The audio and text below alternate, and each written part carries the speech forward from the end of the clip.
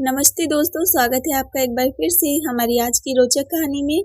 हमारी आज की कहानी मेरे और मेरे बाबूजी की सच्ची कहानी है। दोस्तों, मेरा नाम काजल है और हम लोग लखनऊ में रहते हैं। मेरे घर पर हम 5 लोग रहते हैं।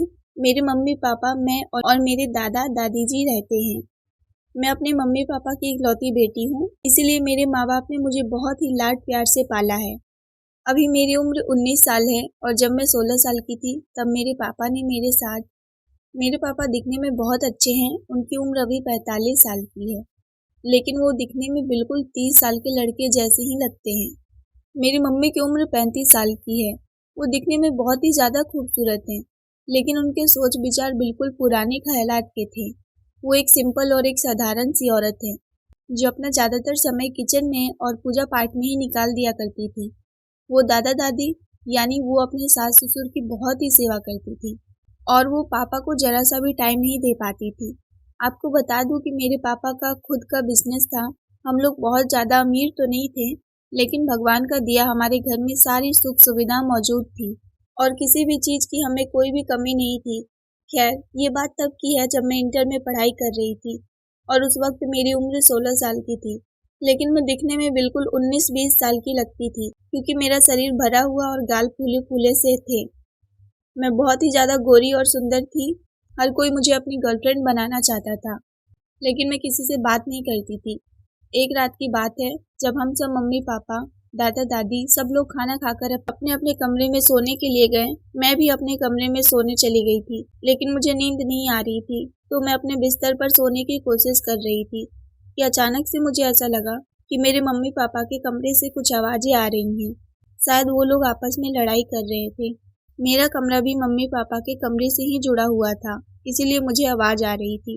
मैं पहली बार अपनी मम्मी पापा को इस तरीके से लड़ते हुए उनकी आवाज़ें सुन रही थी, इसीलिए मेरे मन में बेचैनी सा हो गया था कि आखिर वो लोग इतनी रात में क्यों लड़ाई कर रहे हैं। मैं ये बात जानना चाह रही थी, इसीलिए मैंने बिना देरी किए अपने बिस्तर से उठी और अपने दरवाजे के पास जाकर उनको देखने की कोशिश करने लगी। दरवाज़ा बंद होने के कारण मैं कुछ देख नहीं पाई। तभी मेरी नज़र खिड़की पर पड़ी, जो मम्मी पापा के कमरे से जुड़ी हुई थी। मेरे मम्मी पापा वो खिड़की कभी खोलते तो नहीं थे, लेकिन वो खिड़की बहुत पुरानी थी। इसकी वजह से उसमें बहुत जगह छेद था, जिससे हम बाहर का नज़ारा झाँक कर देख सकते थे।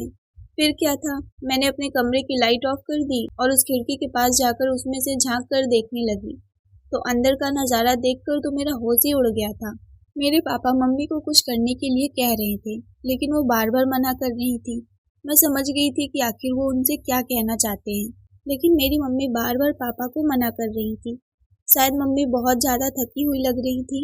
तभी मेरे पापा गुस्से में करवट बदलकर सो गए और मेरी मम्मी भी सो गई। दोस्तों, वो नज़ारा देखकर मुझे बहुत अजीब सा महसूस होने लगा था।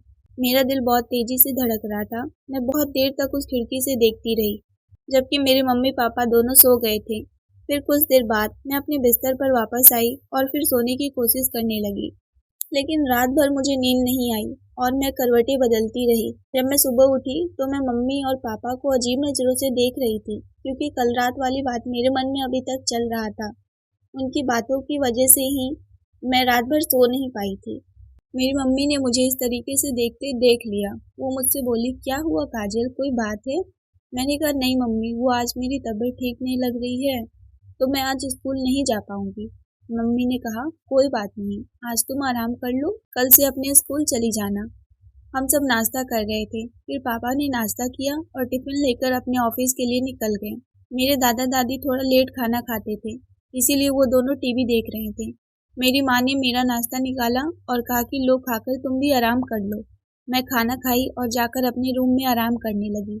मेरी मम्मी दादा दादी के पास जाकर उनका सेवा पानी करने लगी। फिर उन्हें नाश्ता करवा कर खुद नाश्ता करके अपने रूम में सोने चली गई। फिर मैं अपने रूम में लगी खिड़की जो मम्मी पापा के कमरे से जुड़ी है, उसमें से झांक कर देखी तो मम्मी अपने कमरे में सो रही थी, लेकिन मेरे मन में कल की बातें अभी तक चल रही थी।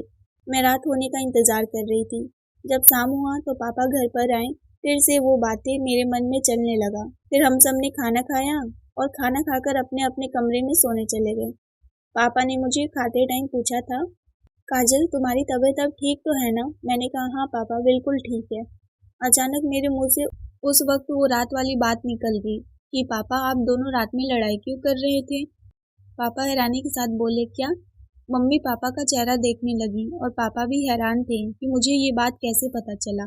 मैं भी इस बात से घबरा गई थी कि मेरे मुंह से ये क्या निकल गया, लेकिन मैंने दिमाग से काम लेते हुए कहा, वो मेरे कमरे में रात को आवाज़ आ रहा था, ऐसा लग रहा था कि जैसे आप दोनों लड़ाई कर रहे हैं। तो पापा ने कहा अरे नहीं, वो बस ऐसे ही। मैंने कहा अच्छा ठीक है फिर।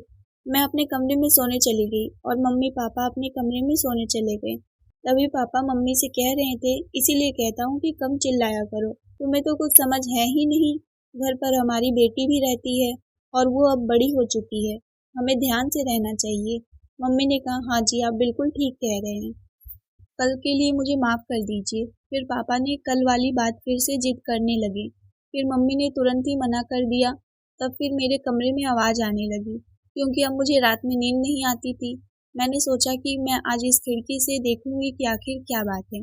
जब आवाज़ आना शुरू हुई तो फिर मैं खिड़की से जाकर देखने लगी। तब पता चला कि फिर से आज पापा वो बात करने के लिए जिद कर रहे हैं और मेरी मम्मी ने उन्हें मना कर दिया है। लेकिन आज पापा बहुत गुस्से में लग रहे थे।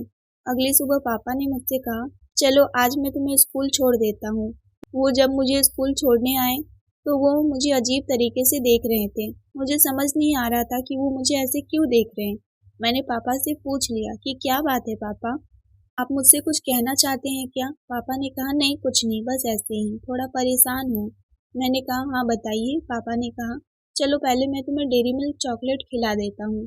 उन्होंने मुझे डेयरी मिल्क की बड़ी वाली चॉकलेट दिलाई और मैं खाई। फिर उसके बाद उन्होंने कहा चलो मैं तुम्हें एक ड्रेस भी खरीद देता हूँ। मैं समझ नहीं पा रही थी कि पापा ऐसा क्यों बोल रहे हैं, लेकिन फिर मुझे जब इस सच्चाई का पता चला तब मेरा होश ही उड़ गया था। लेकिन मैं बहुत खुश थी क्योंकि पापा ने मुझे नए कपड़े दिलाए थे और डेयरी मिल्क चॉकलेट भी खिलाई। मैंने कहा पापा बताइए आप कुछ परेशान थे। पापा ने कहा हाँ बेटा, वो मैं बिजनेस करता हूँ तो उसमें मुझे किसी की ज़रूरत पड़ती है। मैं तुम्हारी मम्मी से हर रात को कहता हूँ कि मेरा इस चीज़ में साथ दो, लेकिन वो बिल्कुल भी मेरा साथ नहीं देती है और दिन रात पूजा पाठ और तुम्हारे दादा दादी की सेवा में ही बिजी रहती है। अब तुम ही बताओ मैं क्या करूँ, ऐसे तो मेरे बिजनेस में घाटा हो रहा है। तभी मैं बोली पापा बताइए अगर मैं आपकी कोई मदद कर सकूँ। उन्होंने कहा बेटी इसीलिए तो बता रहा हूँ, मेरे पापा कपड़ों का बिजनेस करते थे तो बस वो कपड़े महंगे वाले एक साइड और लोकल वाले एक साइड रखने होते थे, बस इतनी सी मदद चाहिए थी।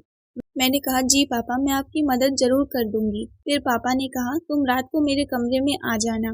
मैंने कहा ठीक है पापा। रात को जब मैं उनके कमरे में गई तो मम्मी सो चुकी थी, लेकिन पापा मेरा इंतजार कर रहे थे। फिर पापा और मैं मिलकर सब कपड़े अच्छे से सेट किए। उसके बाद पापा ने मुझे कहा थैंक यू बेटा। दोस्तों हर कोई अपने पापा की लाडली होती है और मैं तो उनकी इकलौती बेटी थी। मेरे पापा मुझे बहुत मानते थे, लेकिन उनको मेरी ज़रूरत थी तो मैं उनके बिजनेस में मदद की और इससे बड़ी खुशी की बात और क्या हो सकती है। एक बार फिर से हम लोग की ज़िंदगी में खुशियाँ आ गई थी। अब हमारे घर में सब लोग खुश रहते थे। तो दोस्तों इस कहानी में बस इतना ही। कहानी पसंद आई हो तो वीडियो को लाइक शेयर और सब्सक्राइब ज़रूर करें। मिलते हैं एक नई कहानी को लेकर, तब तक के लिए आप सबका धन्यवाद।